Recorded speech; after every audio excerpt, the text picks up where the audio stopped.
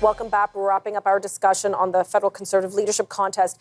What about Patrick Brown's campaign, where we have still big candidates to get through? So Patrick Brown's campaign, how do you think he's faring? I know there have been allegations of some irregularities with his membership sign-up. Mike, what do you anticipate from that campaign? Well, he's run a pretty vicious and vindictive campaign, particularly against Mr. Poilievre. Pretty nasty stuff. I think from what I'm told, he's probably doing good on the signups. He's run a pretty strong campaign. And as I say, I think the issue is going to be, I think it's debatable whether he or Mr. Charest are on the final round with Pierre. I think Charest will make it to the round, but Brown could be close. Brown could be close to Charest. Michelle, you've commented on the Charest campaign before. How do you feel he's done? And do you feel that there's merit to what Mike is saying, that perhaps Patrick Brown could eclipse Charest?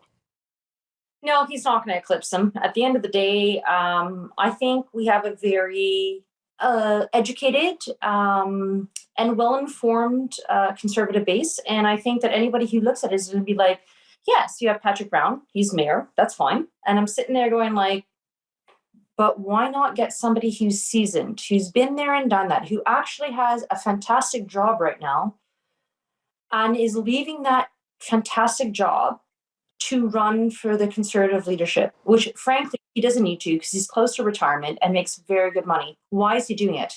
Because for him, it's not about career anymore. It's not about trying to leave a legacy because God knows he can just enjoy his life.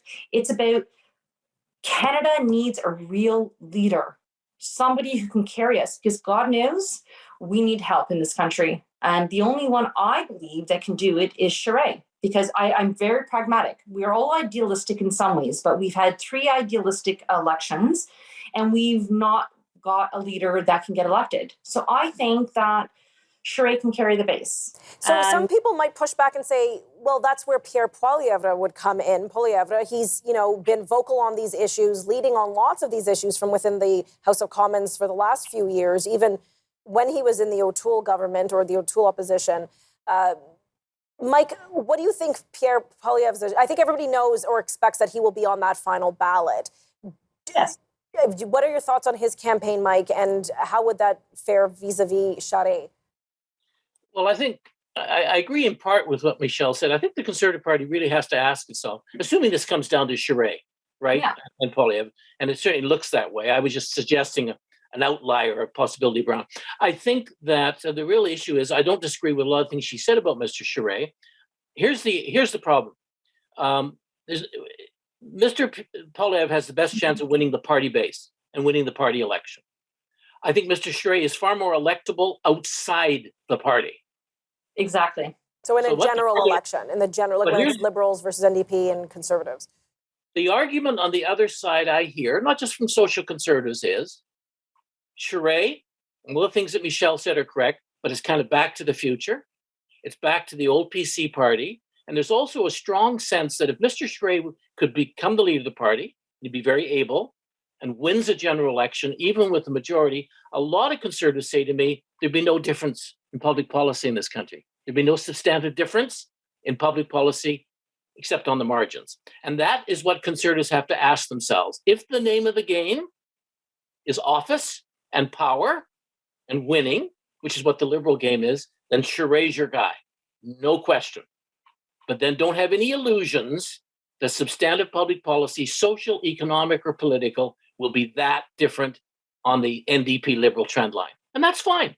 And I think that's the decision for intelligent conservatives to decide. And that's why I think it's Poilievre on the one side of that argument, but it's Charest on the other. And I think that's the fundamental issue. The party has to ask itself, what are we all about? What is this game all about? That's very well described, because don't forget, this current iteration of the Conservative Party is a merger of 2 parties, almost the West, if you will, and the PC party. And you're right. I think Pierre and Charest represent both those wings. Michelle, do you have a final thought? We only have 10 seconds left.